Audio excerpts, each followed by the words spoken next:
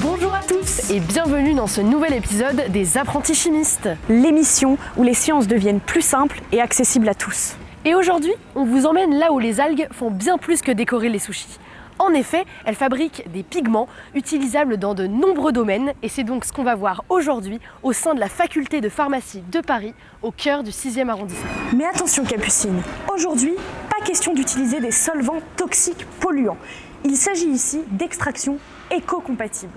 Parce que oui, on peut faire de la chimie propre. Et c'est justement ce qu'on va faire en utilisant différents procédés issus de la chimie verte. Et en bonus, nous aurons la chance d'interviewer deux intervenantes, Marina et Rim, qui nous parleront plus en détail de ce qu'elles réalisent dans leur laboratoire tous les jours. Alors on vous laisse nous suivre dans les coulisses du laboratoire. C'est parti! Bonjour Marina. Bonjour Marie, bonjour Capucine. Donc moi je m'appelle Marina Kretsanida, je suis enseignante-chercheur depuis 16 ans maintenant à la faculté de pharmacie de Paris.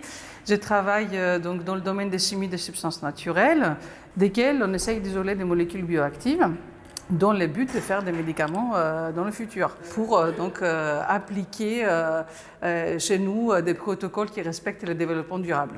Attention, on ne rentre pas dans un labo comme ça. Blouse, lunettes, sécurité avant tout. C'est parti, suivez-nous. Et voici notre petite star verte du jour, Chlorella vulgaris, une algue unicellulaire, petite mais très puissante. Elle contient de nombreux pigments, notamment des chlorophylles, des caroténoïdes et même de la lutéine. Et le plus intéressant dans tout ça, c'est ses propriétés antioxydantes, mais aussi colorantes et même des effets thérapeutiques. De plus, elle pousse vite, se cultive facilement et utilise peu de ressources. Un vrai trésor vert. Donc la CPC est une technique qui peut être utilisée pour extraire des molécules, des mélanges très complexes. Et l'avantage, c'est qu'on n'a pas besoin de supports solides comme de la silice qui peut être toxique, ni de solvants toxiques comme par exemple les solvants halogénés. On va prendre notre mélange, on va l'injecter, ça va être introduit dans la machine. Dans la machine, on a plusieurs cellules. Donc en gros, nous faisons des extractions liquides sous force centrifuge et en passant du solvant avec des pompes avec un certain débit. On a deux modes qu'on peut utiliser, les modes ascendants ou les modes descendants. Un mode ascendant, la phase mobile est la phase supérieure, donc la phase la plus apolaire, et un mode descendant, c'est la phase inférieure, dans la phase la plus polaire, qui est en phase mobile. Au début, on va introduire les deux phases, inférieure et supérieure. On va avoir un équilibre et par la suite, on va injecter notre extrait et on va passer de la phase mobile dans nos cellules et on va récupérer différentes fractions dans lesquelles on peut avoir des molécules isolées pures. Bonjour Rim, merci beaucoup de nous accueillir au sein de votre laboratoire. Donc, est-ce que vous pouvez vous présenter, expliquer ce que vous faites? Alors, je suis Rim Mattia, je suis maître de conférence en pharmacognosie au sein de l'Université Paris-Cité, au sein du laboratoire PNAS, Produits Naturels, Analyse et Synthèse, de l'UMR Sitcom.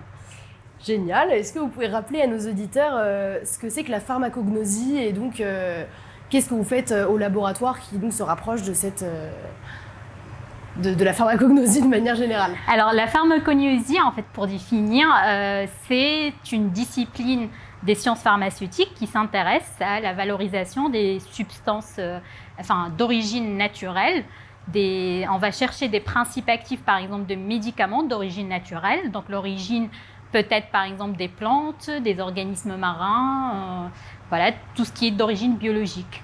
La valorisation, en fait, pour la recherche d'activités biologiques, pour les principes actifs, notamment des médicaments. D'accord, merci beaucoup pour vos explications très claires.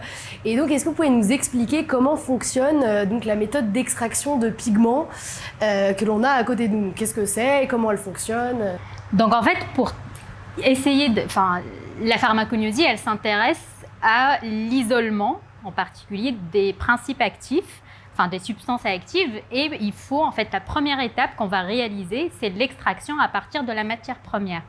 Donc l'extraction, nous essayons au sein de notre laboratoire de la faire de manière éco-responsable. De manière éco-responsable, en particulier en utilisant des méthodes d'extraction, comme ici, nous avons les ultrasons. Les ultrasons, en fait, vont générer des ondes à très haute fréquence et ces ondes, en fait, vont créer ce qu'on appelle des bulles de cavitation dans le solvant. Et ces bulles de cavitation, en fait, quand elles vont imploser, ça va exploser en fait au sein du solvant et ça va en fait perturber les cellules végétales pour libérer les métabolites secondaires d'intérêt. Et donc, ça va accélérer l'extraction. Donc, on va extraire rapidement les composés qui nous intéressent. Et à part en fait la technique qui est éco-responsable, on essaye aussi d'utiliser des solvants éco-responsables, par exemple en utilisant un mélange eau-éthanol, par exemple pour l'extraction. Donc je vous présente ici la machine d'extraction accélérée par solvant ou par liquide pressurisé. Donc ici c'est une technique éco-responsable. Pourquoi? Parce qu'on va permettre d'extraire rapidement en utilisant le minimum de solvant. Donc nous allons mettre notre matière première dans des cartouches et nous allons appliquer une pression élevée et une température assez élevée au solvant qui va traverser donc la matière première et permettre d'extraire du coup les métabolites d'intérêt. Donc l'avantage ici, c'est d'utiliser une pression et une température élevée. C'est similaire, on va dire, à une machine à Nespresso, en fait. Donc, vous allez récupérer, appliquer la pression et la température pour extraire les métabolites qui vous intéressent. Ici, l'avantage qu'on peut utiliser aussi des mélanges de solvants toujours éco-responsables, comme des mélanges éthanol-eau, etc. Donc, après brainstorming avec Rim et Marina, nous avons décidé d'utiliser cette méthode pour extraire les pigments de nos algues. Donc, on va commencer par remplir les cartouches. Donc, préalablement, on a placé une membrane, puis une couche métallique et enfin une vis de sécurité qui va nous permettre de fermer la cartouche. On placera ensuite du sable de quartz, puis notre drogue végétale, puis une autre couche de sable de quartz et on finira par fermer avec notre petite cellulose que Capucine va donc nous tamponner. Maintenant que cela est fait, nous allons placer la cartouche à cet endroit. On ferme la machine, on règle les paramètres de pression et c'est parti pour l'extraction. Donc après 2 heures d'attente, l'extraction est finie et on obtient un filtrat qui ne restera plus qu'à sécher afin d'obtenir nos pigments.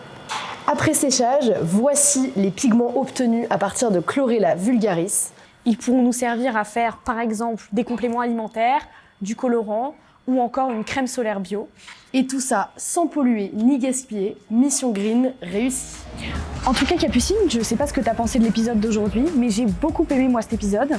C'est vrai qu'on a beaucoup appris et puis surtout Marina et Rim nous ont permis de découvrir leur laboratoire, on a vu plein de choses, on a découvert plein de choses aussi, vraiment c'était super. Et en tout cas, un grand merci aux équipes du laboratoire qui nous ont ouvert leurs portes avec toute leur gentillesse et j'espère que vous avez autant appris que nous et que cet épisode vous a plu.